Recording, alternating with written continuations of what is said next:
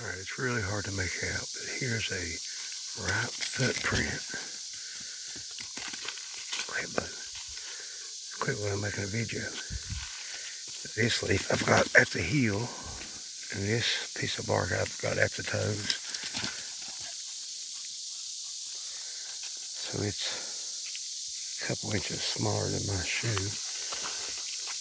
Blue is being a puppy. He's not into tracks. He's into frogs we found out back there at a mud hole. Trying to keep our feet dry. There's another track that I'll take another video of, but I took a picture of it, I believe, instead of a video. I figured I'd do a bit of walking up here. Maybe see some tracks. Well, it seems that one and another track, which I think's the same size, but it had walked on the side of the mud hole like I did and slid over. So it's really wide, and it's hard to make out which that one is too.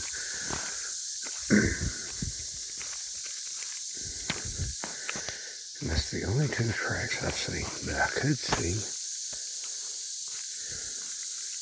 Beside the mud hole, see how these weeds are knocked down? There's a path right beside the road. Now why would a critter do that unless it's aware of its tracks? And who knows, there might be a couple of them coming through. There's another good spot that I could find tracks up here. Unfortunately, I don't have a whole lot of battery left.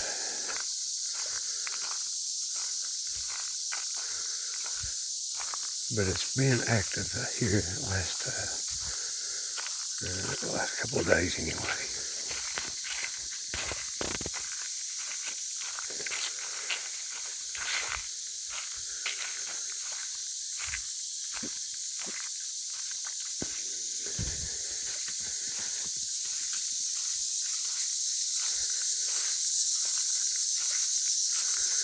You'll see the weeds knocked down beside the road.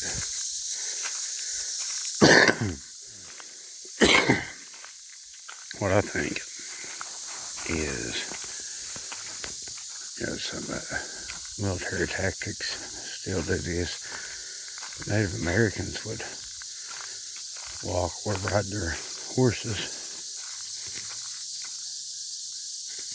in a straight line, and what that does is hide the numbers. Like if there was a three abreast or whatever, you could tell that three horses or people on foot or whatever was walking. It's old. It's like, pretty old cow tracks, I guess.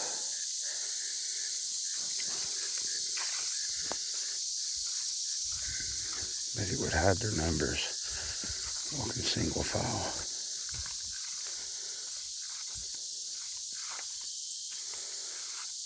Couple more. I'm guessing that's cows. They're old and washed out. We had a heck of a storm last night. Cow and deer in that one. Blue track.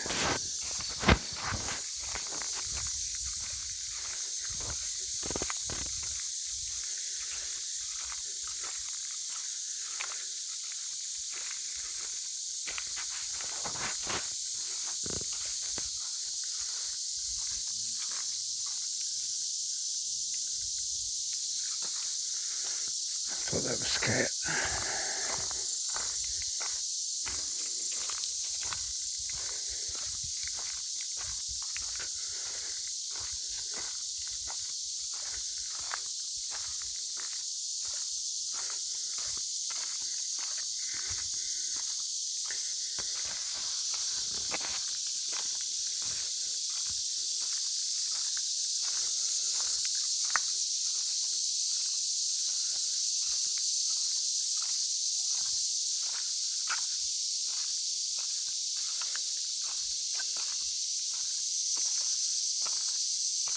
one more place I want to check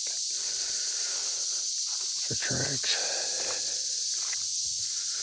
So up here to the left's the pond, the new pond. That's what we call it, even though it's 30-some years old now. Because there's an old pond over here. It's a dead pond. It has no fish in it. It's filled up with sediments and whatnot. And it's too shallow for fish to survive the winter.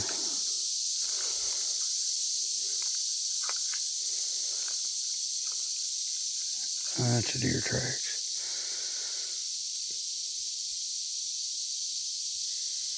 And more blue tracks.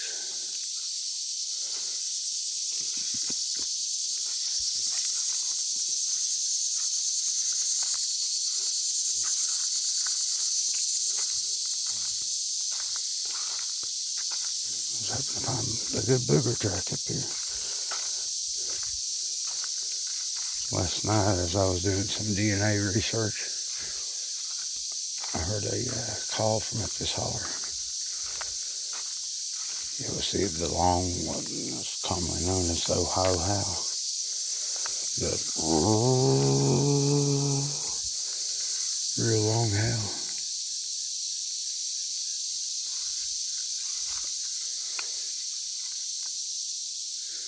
There's some old tracks, but it kind of looks like canine.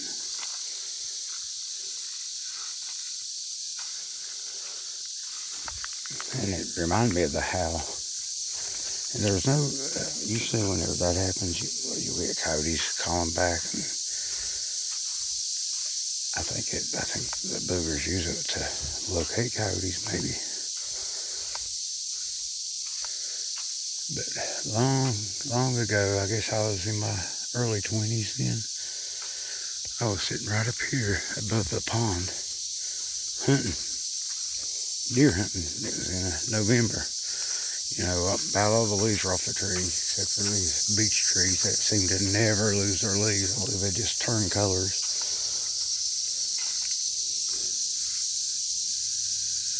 But out of this holler here, this was way back when, before any logging or anything was done, came to that howl.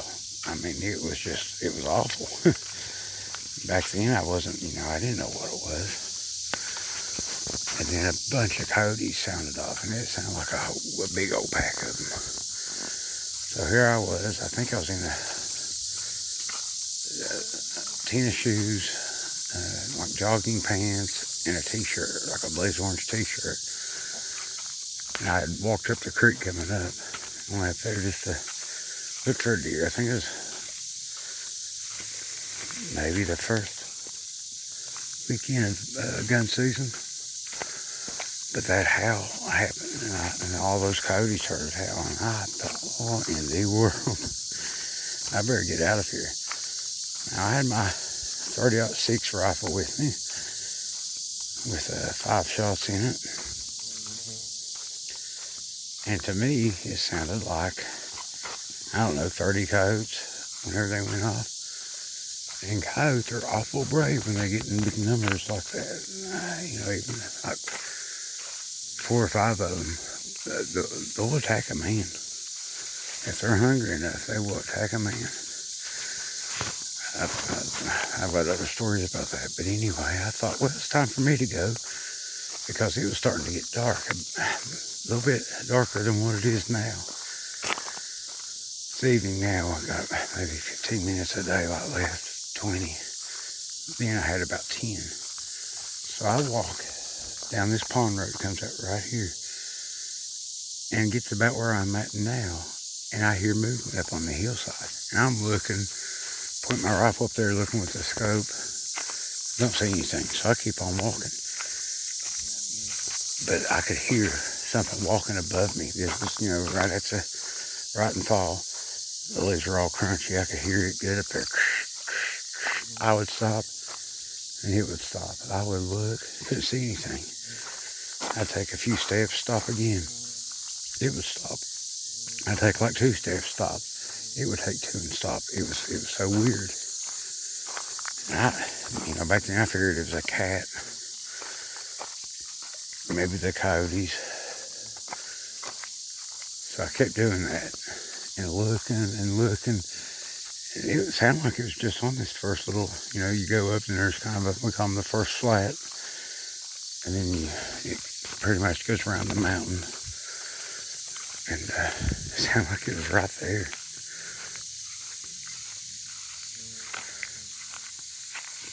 It'll give me some of that energy.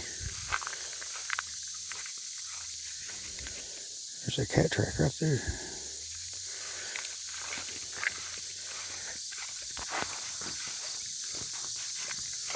I don't know if I'm going to try to make it around these mud holes or not. Well, actually, I'll just do a recreation if the battery holds up. If not, we'll get a good hike in anyway.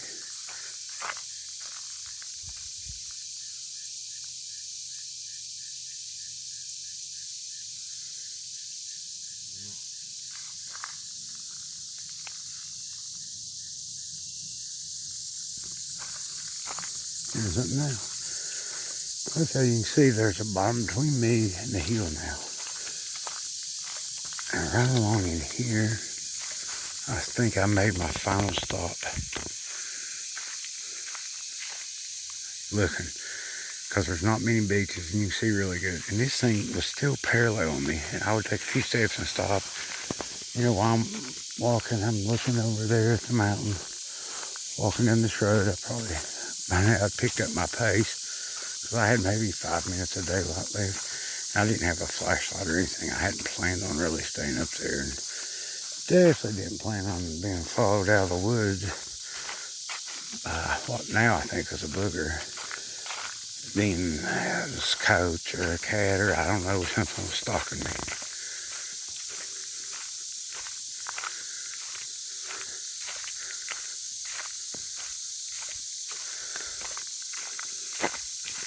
So I just kept on walking and so did it.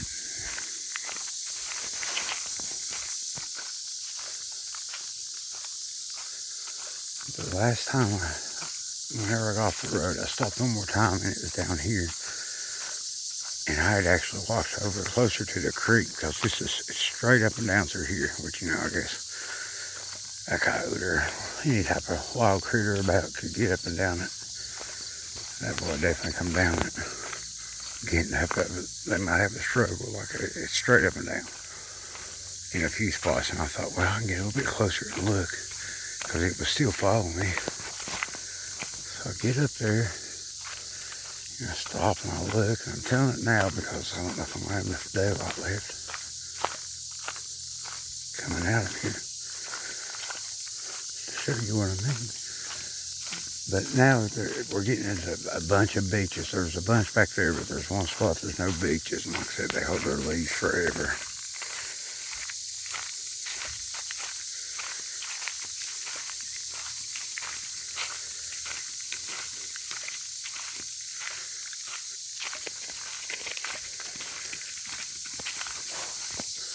I'll switch my gun arm here. It's getting a bit heavy.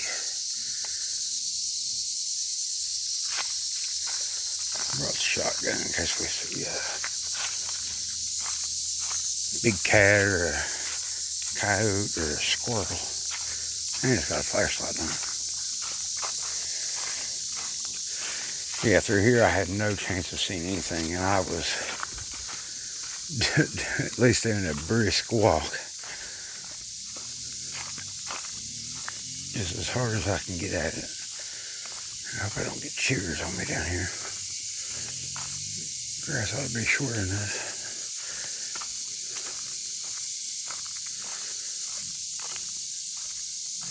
Yeah, I'm going to take the road. Be able to show you all the track anyway.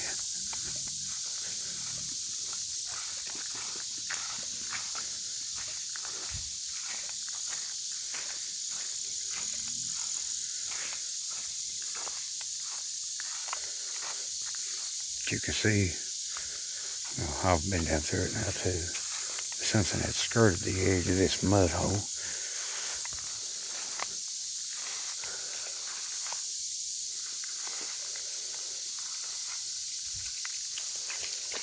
Get out of the mud.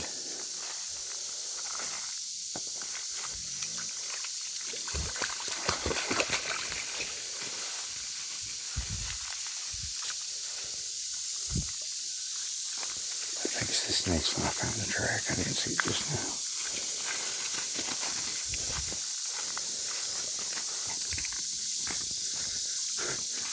He is full of it. You're full of it, sir.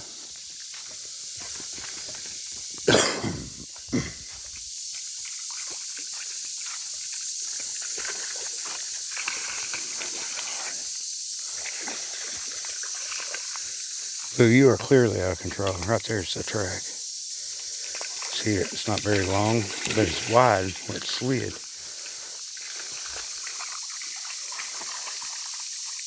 And that one's actually bigger than the other one. Well, we get out of the mud. Just have to spray off the hose. He's loving it.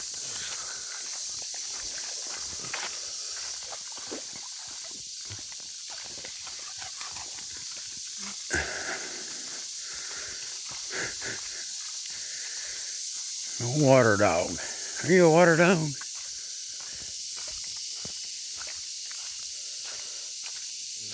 Whoa.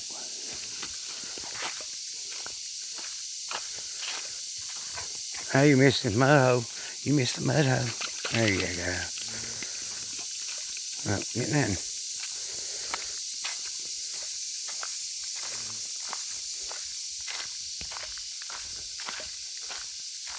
What are you doing?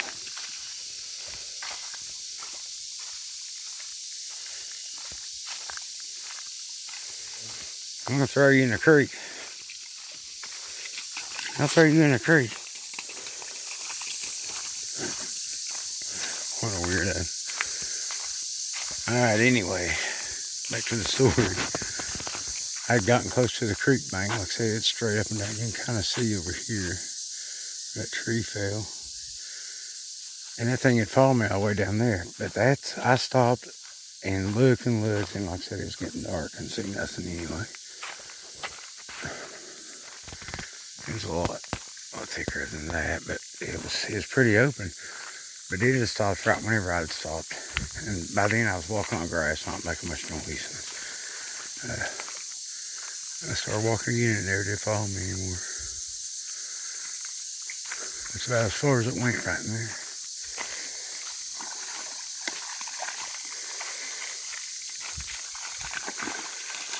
What are you doing, crazy dog? What are you doing, babe? Oh, no. Jump on me, turn.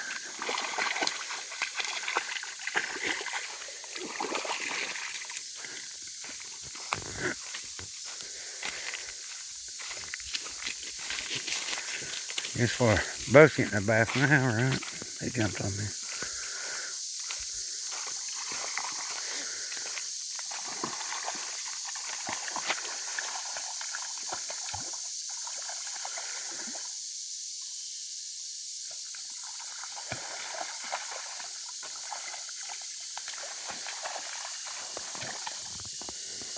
But since then, you know, there's the time that one made a noise and did a knock and stuff right up here above my house, and I kept looking and looking and never did see anything then. It was getting dark then too. But that thing wanted me to know it was up there, right? These boogers, I mean, I'd been playing fetch with a couple of dogs I had then, and I think it sat there and watched me. Well, one of the dogs was a stray from my sister, pretty much. And she had like a hair condition. And then I had a German Shepherd named Opie. And this happened right before I started my channel, I believe. And I was throwing the ball.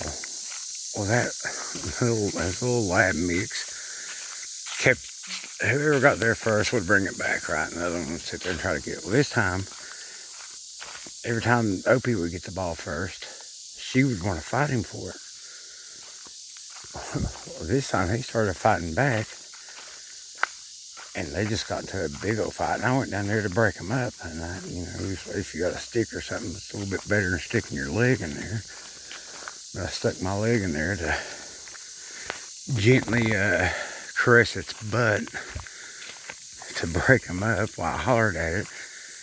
And that's whenever I heard that loud knock, and I heard it, roar, roar, roar. And then it started just like thrashing around like a bull up in the woods. I mean, it sounded like I don't know, the Tasmanian devil or something up there. It's crazy.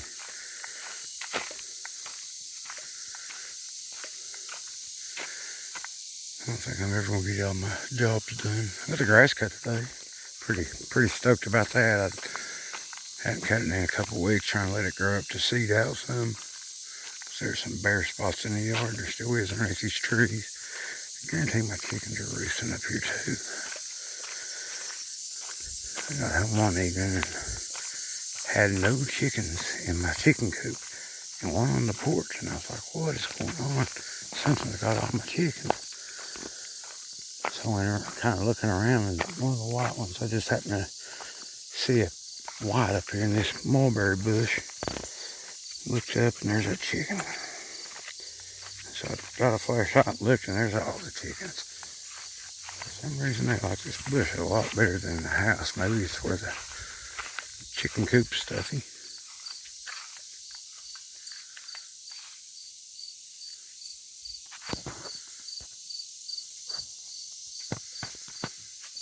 What are you guys doing up there?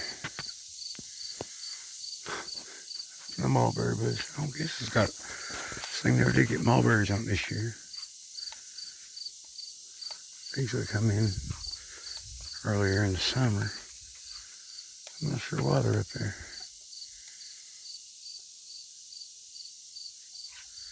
Pretty good bush to hide in though. Alright everybody, just a walkie-talkie video. Everybody enjoy the rest of the weekend, and God bless.